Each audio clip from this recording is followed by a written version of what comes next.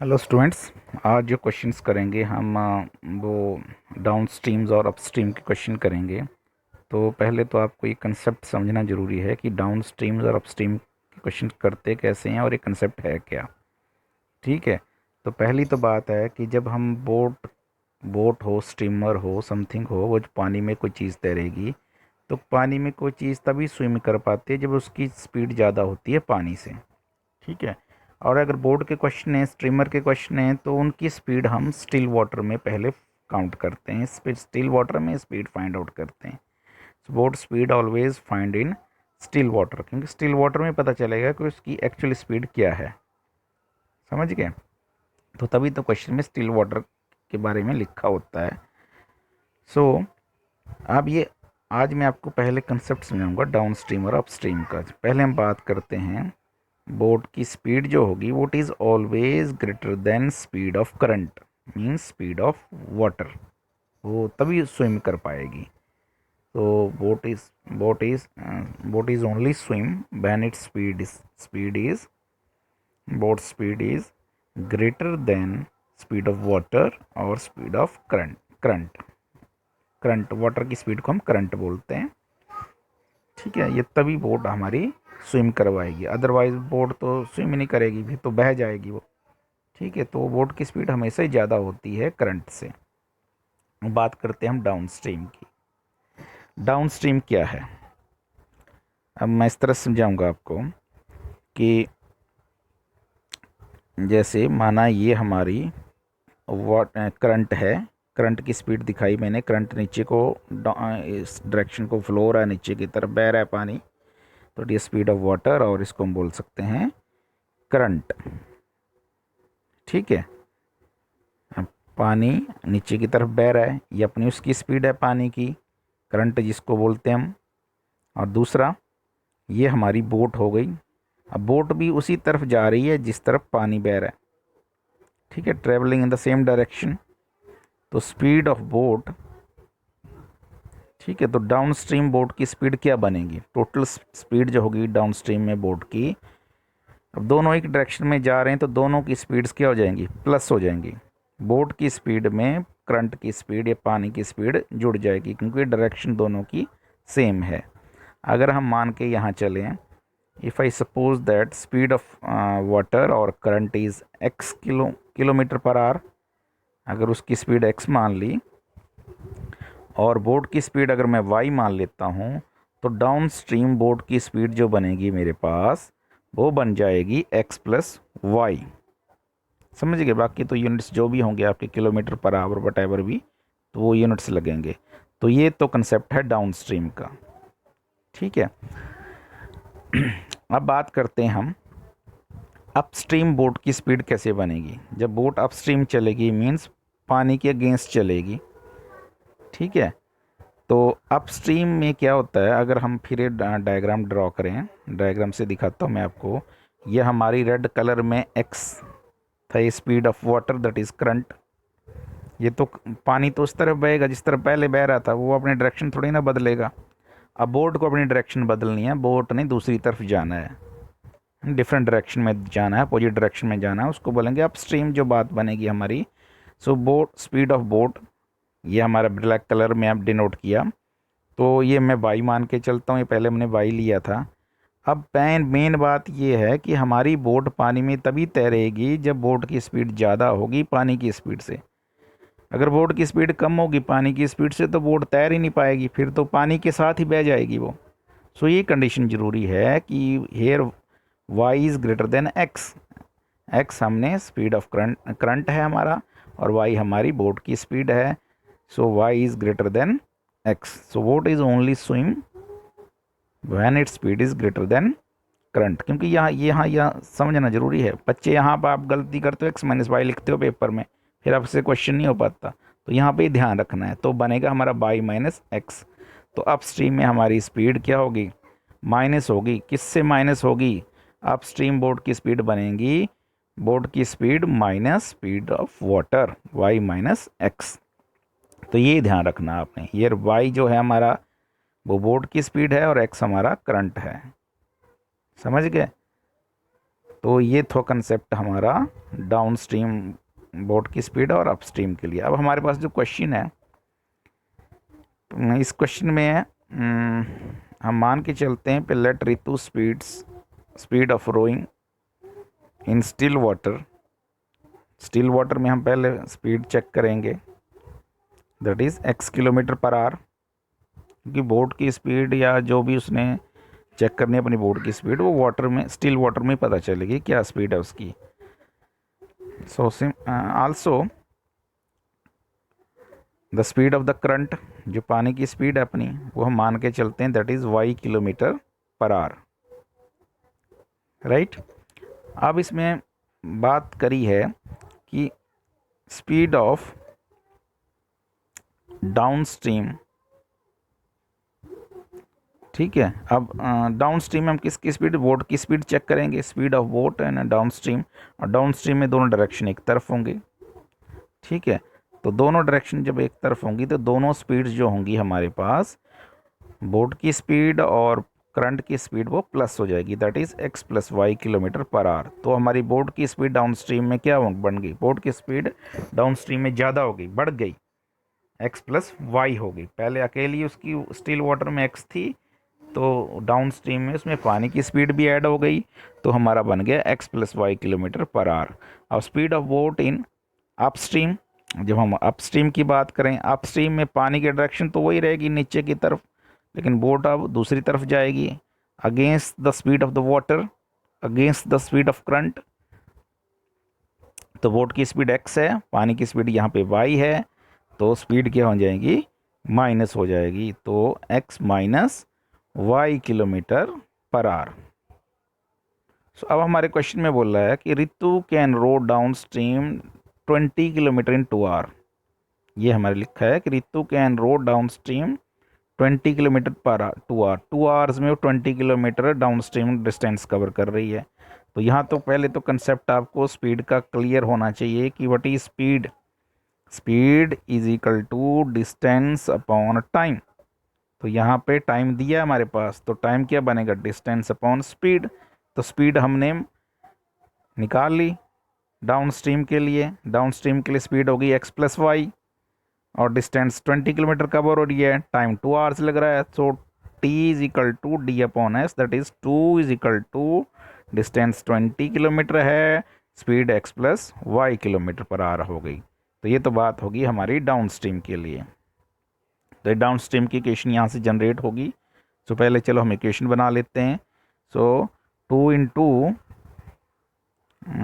Into X plus Y is equal to 20, so X plus Y that is equal to 10। तो ये हमारी पहली equation generate हो गई यहाँ से डाउन स्ट्रीम से।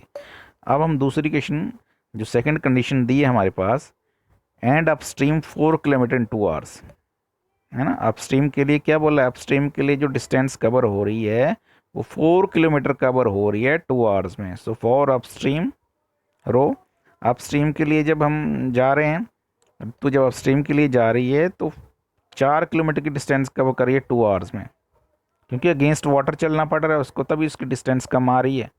सो 2 is equal to distance upon speed, so 4 upon x minus y.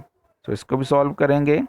So 2 bracket x minus y is equal to 4, so that is x minus y is equal to 2। 4 से 2 divide हो जाएगा ना, 4 को divide करेंगे, sorry 2 से हम, तो 2 आ जाएगा, x minus y is equal to 2। तो दोनों इक्वेशंस बन गई। Now let us solve both the equation by just elimination method. दोनों को हम लिख देंगे इक्वेशंस को, अब जस्ट सिंपल ऐड करेंगे, क्योंकि यहाँ पे कोफिशिएंट से मल्टीप्लाई करने की जरूरत नहीं है, इक्वल कोफिशिएंट्स हैं। तो ऐड करेंगे तो y plus y minus y cancel, so 2x is equal to 12, so x is equal to 6। So x हमारा 6 आ गया यहाँ पे। So what is x, x हमने मान ली थी हमारी जो बोट की स्पीड थी। ना put value of x is equal to 6 in equation number 2, 2 में भरो चाहे 1 में भरो। So 6 minus y is equal to 2, so minus y is equal to 2 minus 6, so minus y is equal to minus 4, so ultimately y comes out to be 4। So what is y, y that is speed of current. तो आप देख रहे हो ना, current की speed जो है वो कम होती है बोट की स्पीड से, तभी बोट तैर पाएगी। So x speed of boat in still water that is equal to 6 kilometre per hour, and what is y speed of water, और इसको हम करंट बोलते हैं, है ना, करंट बोलते हैं, that is 4 kilometre per hour. So this is how we solve such questions. Next question लाया हूँ मैं आपके लिए। This is a question about days and work. 2 women and 5 men can together finish the piece of embroidery work in 4 days। 4 दिन में ये 2 आदमी, 2 औरतें और 5 आदमी काम को ख़त्म करते हैं। फिर आगे बात किया 3 women and 6 men can finish in 3 days। अगर 3 women हो और 6 men हो तो 3 days में फिनिश होता है। And we have to find the time taken by 1 woman alone to finish the embroidery work and time taken by 1 man alone to finish the work। ठीक है, एक एक आदमी के लिए, एक आदमी के लिए और एक औरत के लिए हमने जो कितने दिन में काम खत्म करते हैं वो हमने फाइंड आउट करना है। So let us suppose that one women alone can finish the work in x days, माना वो एक्स डेज में काम ख़त्म करती है, और 1 man alone can complete his work, finish the work in y days, उसका हम वाई डेज में मान लेते हैं। ठीक है, तो सबसे पहले हम एक एक दिन का काम निकालेंगे इनका। एक्स डेज में कोई काम खत्म हो रहा तो एक दिन में क्या होगा, 1/x होगा। वाई डेज में कोई काम खत्म हो रहा तो एक दिन का क्या होगा, 1/y होगा। सो 1 वुमेन्स 1 डे वर्क, एक दिन का काम क्या बनेगा उसका, 1/x। तो वैसे ही 1 मैन्स 1 डे वर्क, एक आदमी के एक दिन का काम बनेगा 1/y, क्योंकि x दिन में ख़त्म हो रहा है तो एक दिन में 1/y बने, 1/x होगा, और एक आदमी का 1/y बन जाएगा एक दिन का काम। ठीक है, सो अब हमारे पास जो कंडीशन है कि 2 वुमेन एंड 5 मैन टुगेदर जो अपना काम ख़त्म करते हैं वो 4 डेज में ख़त्म कर रहे हैं इकट्ठे मिलके। ठीक है, तो 2 women and 5 man collectively finish their work in 4 days. अब एक एक दिन का काम निकाल लेंगे। 2 वुमेन्स 1 डे वर्क, तो एक दिन का काम तो एक औरत का 1/x है, तो 2 औरतों का क्या हो जाएगा, 2/x हो जाएगा। तो वैसे 5 मैन का 1 डे का वर्क क्या बन जाएगा, 5/y बन जाएगा। तो एक दिन का काम 4 दिन में इकट्ठा कर रहे थे, एक दिन में 1/4 हो जाएगा। तो हमारी जो इक्वेशन जनरेट हो जाएगी 2/x plus 5/y is equal to 1/4। Clear, 1/4 days में एक दिन का काम निकलेगा। तो वैसे ही हम जो सेकंड इक्वेशन है हमारी 3 वुमेन एंड 6 मैन जो इकट्ठे काम 3 डेज में ख़त्म कर रहे हैं, तो उनके लिए इक्वेशन जनरेट हो जाएगी 3/x वुमेन के लिए, 6/y इज इक्वल टू 1/3। अब हमारी दोनों इक्वेशन जनरेट हो गई। अब ये दोनों लीनियर इक्वेशन नहीं है। ठीक है, तो रिड्यूसिबल फॉर्म में हम इनको रिड्यूस करना है, लीनियर इक्वेशन बनाना है। तो let us do some substitution here. तो सब्स्टिट्यूशन क्या करेंगे हम, 1/x is equal to a, 1/y is equal to b। So हमारी जो पहली इक्वेशन रिड्यूस होकर बन जाएगी 2a plus 5b is equal to 1/4। इसको हल्का सा और सॉल्व कर लेंगे, तो 4 से मल्टीप्लाई कर लेंगे दोनों साइड, तो हो जाएगी 8a plus 20b is equal to 1। ठीक है, सो दूसरी इक्वेशन है, दूसरी इक्वेशन को भी हम इसी तरह सॉल्व करेंगे। ठीक है, तो दूसरी इक्वेशन जो हमारी है दैट इज वो बन जाएगी 3a, है ना, 1/x के बदले a भरेंगे, 1/y के बदले b भरेंगे, तो 3a plus 6b is equal to 1/3। अब हम क्या करेंगे, दोनों तरफ 3 से मल्टीप्लाई कर दें इक्वेशंस को। तो पहले हमारी इक्वेशन बदल जाएगी हमारी 9a plus 18b is equal to 1, क्योंकि 3 से 3 कट जाएगा तो 1 रह जाएगा। तो अब दोनों इक्वेशंस को हम जनरल फॉर्म में लिख लेंगे, 0 के बराबर इक्वेट कर लेंगे। So 8a plus 20b minus 1 is equal to 0 and 9a plus 18b minus 1 is equal to 0। अब मैं क्रॉस मल्टीप्लिकेशन मेथड से सॉल्व करूंगा। So a is equal to b is equal to 1 लिख लिया। पहले हमने y के कोफिशिएंट लिखे 20 18, फिर कांस्टेंट -1, फिर रिपीट किया अगली b के लिए, फिर x के लिखे 8 9, फिर 8 9 फिर रिपीट किए, फिर y के कोफिशिएंट लिखे जो हम शुरू में लिखे थे 20/18 स्टार्टिंग में लिखे थे ना, वही लिखे हमने। अब a अपॉन इसको मल्टीप्लाई करो -20 माइनस माइनस प्लस 18 बन जाएगा। अब हमने लास्ट को भी कंपेयर कर लिया इसके साथ डायरेक्ट यहाँ पे, तो ये 144 माइनस 180 हो गया। तो इसको सॉल्व कर लिया -2/-36, so a is equal to 1/18 आ गया। तो वैसे b और लास्ट को कंपेयर कर लो, so b/-9 plus 8 is equal to 1/-36, so b is equal to 1/36 आ गया। तो यहाँ पे हमारे a और b की दोनों वैल्यूज़ आ गई। सो व्हाट इज़ a को हमने लिखा था 1/x, so 1/x is equal to 1/18, ठीक है।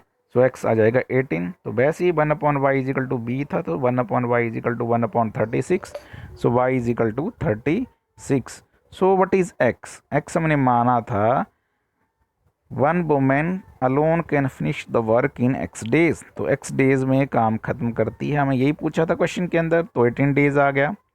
सो 1 women takes 18 days to finish her work, whereas one man can takes 36 days to finish his work. So this is how we can solve such questions. Thank you.